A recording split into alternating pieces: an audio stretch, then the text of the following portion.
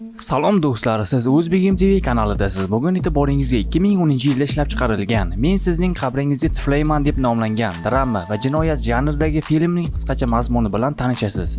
Do'stlar, bundan ham zo'r filmlarni ko'rishni istasangiz, videoga like bosib, kanalga obuna bo'ling. Filmning to'liq qismini kommentariyadagi Telegram kanalda tomosha qiling. Lekin yuragi bo'shlarni ko'rishni tavsiya bermayman. Yosh yozuvchi Jennifer Hales o'zining yangi kitobi ustida ishlash uchun o'rmon ichida joylashgan qishloq uyini ijaraga oladi. Jennifer uyga ketayotib yoqilg'i quyish shoxobchasiga to'xtaydi va u yerda 3 yigitni uchratadi: Jon, Andy va Stanley.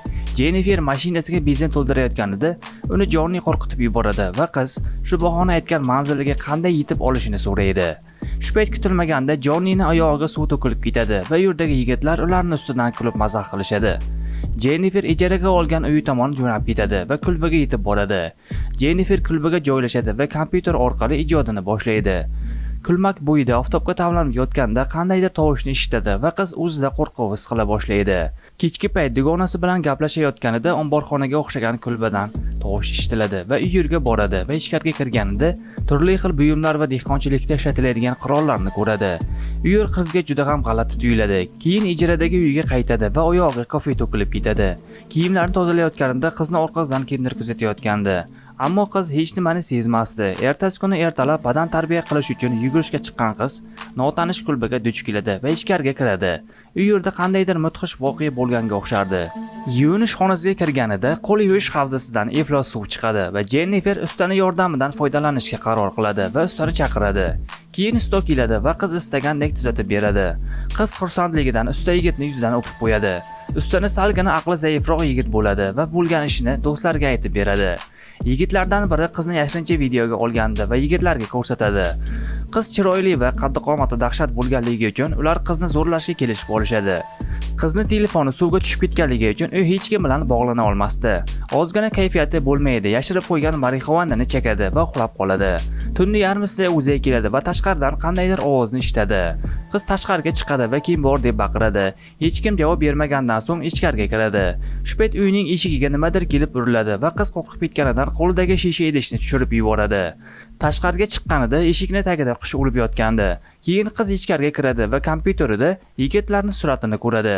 Keyin ular paydo bo'lishadi. Qiz ularga zudlik bilan uyni tark etishlarini buyuradi va politsiyani chaqirishni aytadi. Yigitlar qizning gaplariga vaqillab kulishadi va aqli zaif Matiyoni chaqirishadi. Qiz ularga ketishlari uchun pul taklif qiladi va yozuvchi bo'lib kelganini aytadi. Yigitlar qizning ustidan kulib spirtli ichimlik ichishga majbur qilishadi. Stanley esa qo'ldagi kamera bilan qizni videoga oladi. Jonni qizdan tishlarini ko'rsatishni buyuradi va uning og'ziga to'pponchani tiqib, xuddi o'zingiz tushundingiz. Stanley bo'layotgan ishlarni videoga olishda davom etadi. Mateo esa qizni yoqtirib qolganligi uchun jirkanishlarni qilish kerak emasligini aytadi. Andy esa qizni og'ziga butilkani tiraydi va qiz uning qo'lidan butilkani olib uning oyog'iga uradi va yerdan qochib chiqadi. O'rmon ichida ketayotib sherifga duch keladi va to'rtta yigit uni zo'rlaganini va peshonasiga to'pponcha tiraganini aytadi. Jennifer sherifni uyiga olib boradi va ichkariga kirishganda hech kim yo'q edi. Sherif uyni ko'zdan kechirar ekan, qizdan tunda spirtli ichimlik ichganini, keyin esa marixuana chekkanini so'raydi. Sherif qiz aytgan gaplarga ishonmaydi va shunchaki mastlikdan ko'zinga shu ishlar ko'ringan bo'lishi mumkin deb aytadi. Keyin qizdan qo'llarini ko'tarishini va tintuv qilishini aytib, qizni orqasidan sekin ushlay boshlaydi. Shu payt kutilmaganda yigitlar paydo bo'lishadi. Sherifning ham ular bilan tili bir edi. Aniqroq qilib aytadigan bo'lsak, Sherif ularning boshlig'i. Sherif o'zining haqiqiy basharasini ochib beradi va qo'lidagi palkasi bilan qizning ko'kragiga va pastiga tega boshlaydi. Stanley esa bo'layotgan ishlarni videoga olib turgandi. Ular qizni juda ham xunuk xo'rlashadi va Matiyoni qiz bilan jinsiy aloqa qilishga majbur qilishadi. Matiyo ularga qanchalik qarshilik qilmasin foydasi bo'lmaydi.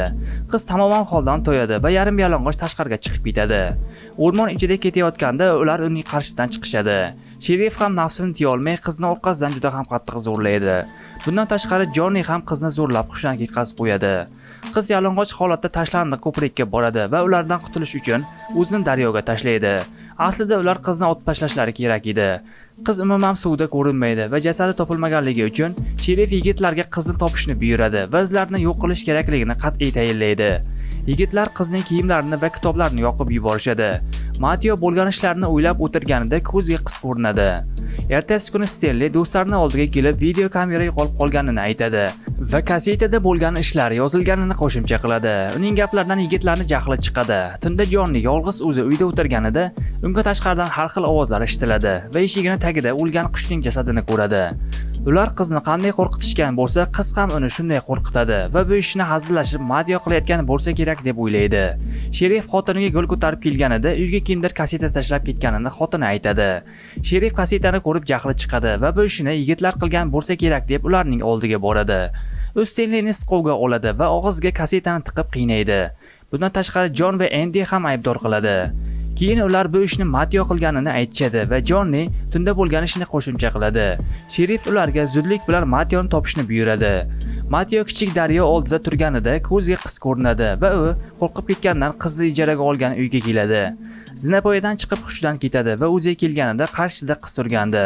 Qizga qarab tirik qolganligini bilishini aytadi va qiz Matyoga kelib yoniga o'tirishni buyuradi.